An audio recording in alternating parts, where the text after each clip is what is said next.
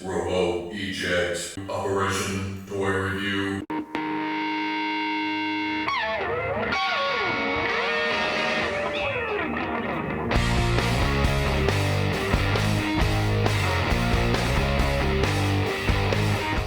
Okay people, welcome back to another Fwoosh review. Today I'm switching it up a little bit and taking a look at the Hasbro Transformers War for Cybertron Siege Soundwave. Now if you watch the weekly, you know I've been on the fence with this line. I'm just a G1 kind of guy, and while I tried Masterpiece for a while, too expensive, and I currently collect the Toys Alliance Mega Action Series, those just come out too slow. At Toy Fair, Hasbro gives out goodie bags, and in mine I found Optimus Prime. It's like they knew, hey, he's on the fence, let's throw him a little bit of crack and put him over the edge. And then last week, heading to a Comic-Con, I ran across a Walmart that was closing and had everything 50% off.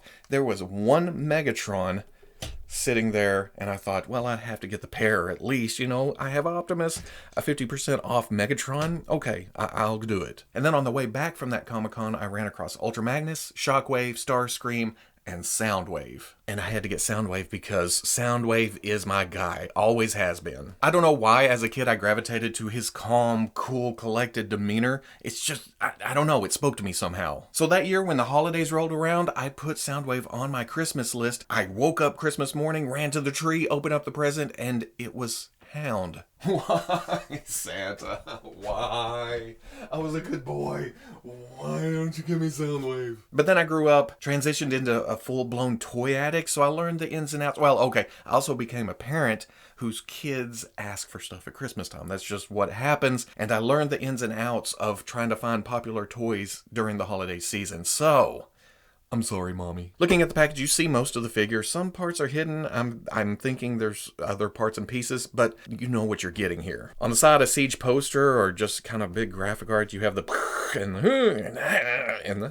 the Autobots. On the back, I'll admit it, I bought Soundwave without even looking at what he actually transforms into. It's cool when they transform, but I'm in it for the robots, the characters themselves. So I had no clue that Soundwave actually transformed into a ship of some kind. And then the tapes are coming later. But right here, this is kind of badass. I'm gonna have to find a print of this or something. I'm not a package guy. I don't leave stuff in the package unless it's stored for the eventual opening. I may have to keep that or frame that or find some way to display just that picture. In the bubble, it had a blaster type situation thing happening over here, hidden behind the packaging. But then it also has his more iconic looking blaster. Not that blaster. And of course instructions, which I will definitely need. I opened Megatron earlier. It took me like 45 minutes to figure. I don't know if I'm blind or, well, hell, I'm having problems opening the instructions and then I'm supposed to transform a toy. As a kid, I remember, boom, I'd grab it, to hell with the instructions.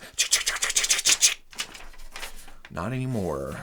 Okay, out of the package, we're going in cold. I haven't transformed it yet. I've just played with the actual figure, the articulation, and oh, yeah. First of all, before anything, these right here were flipped this way in the package, but on the back, they're shown flipped to the back. The finger on the left hand is sculpted for a very specific purpose, and that is to come up and get the arm around and get to where you can press the eject button. Boop. I had heard people talk about this and I thought, that's amazing. I'm definitely getting that. But with this flipped around here, you can't reach the eject button. So I thought, oh, mine's faulty or everybody's a liar. So get that around there. But looking at Soundwave overall, there is no denying that this is Soundwave. And you know what? I love that. Even though he doesn't transform into a tape deck, it has the tape deck elements. But it's not just plain Soundwave. He's got all this little sculpted detail all the way down just to kind of break up. Sure, it makes it less G1, but the overall look and feel is G1. So adding this to kind of modernize it, I don't really have as much problem as I thought I would. Even down here on the legs, just all this extra sculpted detail that's just fantastic. On the back we see some hollows, some pin joints, some less detailed parts that actually make you think, oh, that thing transforms into something else. But it's still not bad. Something I really had to adjust my brain to is this painted kind of damage detail. It's not actually sculpted on, so I'm sure it could be taken off, but the more I play with these, the more I get used to it. Like they're war-torn. They've been going at it for centuries. It's slowly growing on me. I just wish it was consistent because you can see it here, and this flap that transforms around to here, it has it on the inside here and here, but not on the outside. So you can definitely tell that this is a part that flips into vehicle mode. Now, because it's Transformers and they actually transform, it serves two purposes here. I know that Hasbro can't keep a consistent articulation scheme between figures, but I wish they could. That's why I'm hoping for someday to have something like this in this size that I can universe build, but it's G1, it doesn't transform, and it has full range of like Marvel Legends articulation style. But I'm not saying that as a negative. I understand the reasoning. I just wish like you actually had articulation at the ankles for Soundwave. They tilt in a little bit, but there's no forward and back. So that makes posing a little bit more difficult, but again, it's Soundwave. He's going to stand here. He's going to send his minions out to do the job. Or I'm just making excuses. Who knows? But you have this. Look at that. Opening tape deck. Nice. Going over articulation, there is a ball joint at the head, but not a lot of range there. He can look up a little bit, look down a little bit. There is some tilt. Swivel. Hinge coming out to the shoulder, comes all the way up. Swivels around. There is rotation at the bicep, but it doesn't turn inward. Oh, never mind. There was a stuck point there, or a detent or something. So never mind me. It does turn all the way. Double elbow. Look at this amazing range for a robot. No wrist except for the inward transformation movement. Waist swivel. Hinge and swivel at the hips comes forward, and right as it crashes into that, you can flip that panel up, get it out of the way, and it comes all the way up. When you come down, just remember to flip this back down because you need the rewind button. Back, out, rotation at the thigh. Knee comes up to about right there. Like I said, unfortunately, not a lot of ankle. There is a little bit of forward, but that's it. And then a little bit of hinge inward. Now for accessories, the cannon on the shoulder has a little bit of up movement to it, and then it swivels. He comes with this handheld blaster. He can hold that in his hand to use as a standard blaster, but that also opens up to here. Well, is that a rifle now? I guess if you wanted to use it that way. Kind of looks like he's about to paint his extra bedroom though. And then like I said, it comes with this classic blaster, and as I picked this up just now, it was like this, and I was afraid that it was a spring launching action, and I thought, oh,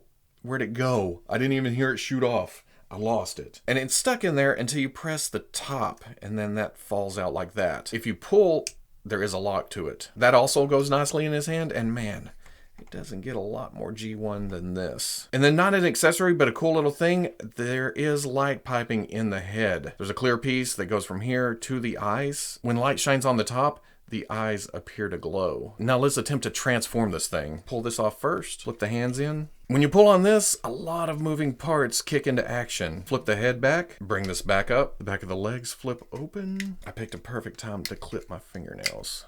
Oh, never mind. If you push up on the side, boom. Flip these out. Feet go back up and in. Flip these back shut. Rotate the legs in one turn and then snap together at the pin. Rotate the arms out. These flip open. Flip these out. Rotate arms up. Flip these down.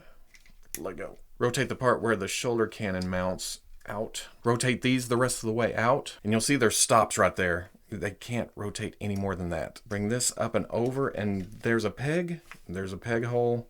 You bring it up, snap that into position right there. Bring the arms up and around, because this is now the top. Now, how does this work? Pull this way, and then rotate this down. Keep on bringing it around, and this should come up to here, maybe? These go under. That pins into place right there. Then the arms come back and around. Gotta snap them. Flip these around and forward. Flip these around and back. Attach the blaster and then the shoulder blaster to these. And I guess that's it. I'm 99% sure that I've done something wrong or something is out of place, but I guess this is okay. Cybertronian, but I don't really care for the vehicle mode. You can still eject tapes out the back though. Oh, it comes all the way down. Plus, at my old age, I find the transformations frustrating. All of my figures will stay in robot mode. So while this is cool, and I like that it does transform because the name of the line is Transformers, I doubt I ever do this again. After going through the transformation, as poorly as I may have done it, I do realize a couple of things about the actual figure. Soundwave has some flip-out weapons. You know, he's undercover. He needs something real quick. Very Gambler at the saloon. You know, he needs to make a quick getaway. You can get more up action if you pull the backpack off just a little bit, enough to unpin the neck joint, and that allows him to look all the way up. You expose a little bit right here, but he's looking up, right? There is a little bit of ab movement to the figure, but if you pull forward, you can get him a little bit crunched. It looks awkward, but it comes down. And then for the ankles, it's actually this piece right here that gets in the way. If it wasn't, you can get back movement. And since there's not a pin in there, you can actually... Come on, baby. pop that out, and that leaves a gap right there for more movement to the ankle. And just to show, you press that back in there, goes right back in, not a problem at all. For size, Soundwave is about 6¼ inches tall. For comparison, here he is with both Siege Optimus and Megatron. Good size, he's a little bit smaller, but he could hold with the big boys. And this size is quickly growing on me because I can fit older Hasbro Transformer pieces in here. And while they don't have the aesthetic of Siege with the war-torn look and everything, they fit in size-wise and really Transformers-wise. Now, the Masterpiece Soundwave will always be my end-all, be-all Soundwave. It's pure G1 Soundwave in plastic form. But like I said, I can't afford all Masterpieces all the time. It's just too expensive for me. The Hasbro Siege line just captures that G1 aesthetic while being way more affordable, so I can world build with it. And then here's the Toys Alliance MAS Optimus Prime. Yeah. So at the end of the day, I am 99% sure I am now a Transformers Siege collector. Maybe not a Transformers reviewer. I'm going to leave that to the professionals, I think. But this is Soundwave. It's a special occasion. I had to pull them out. As I've said several times, I'm a G1 guy, and this just captures that for me. While bringing in a little bit of realism with the extra detail, the extra paint, it looks like they've been to war. And that's what we've always been told. The war for Cybertron, the war on Earth. These look battle-torn. Messing with Megatron, messing with Prime, and now Soundwave, they're good action figures. There's ample articulation to put them into battle poses. And a lot of fans enjoy their transformations as such. Me, not so much. I'm in it for the characters, I'm in it for the robots. I don't need Cybertron vehicles, I don't need Earth vehicles sitting on the shelf, but the option is there. That's cool for the collectors who do like that. Plus, it's way more affordable than Masterpiece. It's coming out way more quicker than the Toys Alliance MAS line. It's win-win all the way around. Plus, some of the future stuff they've shown, some of the stuff I've passed on that I now need to go out and find again, it just fits together so well, scale-wise, aesthetic-wise. It's turning out to be one hell of a line so far. So if you're a G1 Transformers fan who has been waiting for an affordable world-building type line, this line will do it for you. Oh man, I'm in trouble, I think. So if you like the review, comment, like, subscribe. I'll catch you on the Fwoosh.